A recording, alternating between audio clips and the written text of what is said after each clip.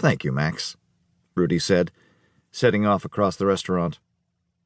The Hungarian's table looked as if someone had dropped a 5-course meal onto it from ceiling height. The floor around it was crunchy with broken glass and smashed crockery, the carpet sticky with sauces and bits of trodden-in food. "You cook?" said one in appalling Polish as Rudy approached. "Yes," said Rudy, balancing his weight on the balls of his feet, just in case he had to move in a hurry. The Polish speaker looked like a side of beef sewn into an Armani revival suit.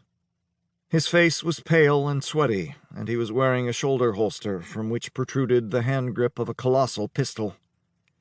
He crooked a forefinger the size of a sausage.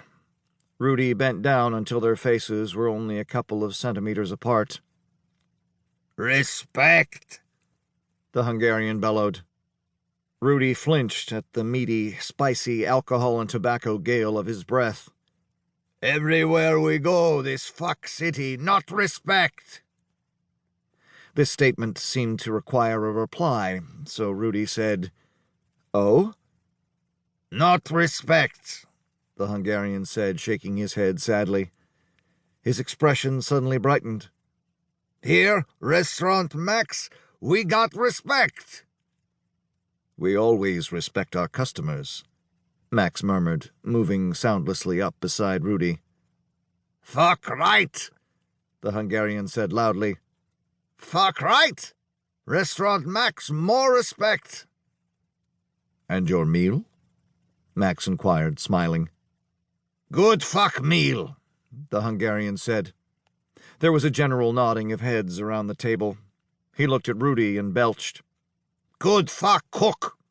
Polish food for fuck pigs, but good fuck cook." Rudy smiled. "Thank you," he said. The Hungarian's eyes suddenly came into focus. "Good," he said. "We gone." He snapped a few words, and the others around the table stood up, all save the one who had thrown the chair, who was slumped over with his cheek pressed to the tablecloth, snoring gently. Two of his friends grasped him by the shoulders and elbows and lifted him up. Bits of food adhered to the side of his face. "Food good," the Polish speaker told Rudy. He took his jacket from the back of his chair and shrugged into it. He dipped a hand into his breast pocket and came up with a business card held between his first 2 fingers. "You need working? You call." Rudy took the card. "Thank you," he said again. "Okay." He put both hands to his face and swept them up and back in a movement that magically rearranged his hair and seemed to sober him up at the same time. "We gone." He looked at Max. "Clever fuck Pole." He reached into an inside jacket pocket and brought out a wallet the size and shape of a house brick. "What is?" "On the house," Max said. "A gift." Rudy looked at his boss and wondered what went on underneath that shaved scalp. The Hungarian regarded the restaurant. "We break much?" Max shrugged carelessly.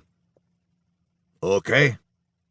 The Hungarian removed a centimeter-thick wad of zlotys from the wallet and held it out. "You take," he said. Max smiled and bowed slightly and took the money.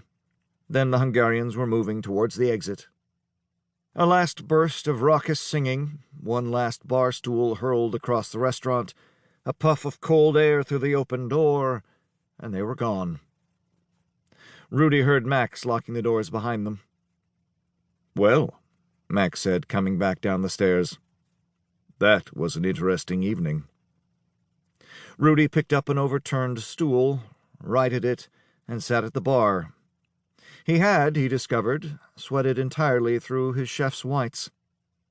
"I think," he said, "you should renegotiate your subscription to Wasawi Patek." Max went behind the bar. He bent down and started to search the shelves. "If Wasawi Patek had turned up tonight, half of us would have wound up in the mortuary." He straightened up, holding half a bottle of Starka and 2 glasses. Rudy took his lighter and a tin of small cigars from his pocket.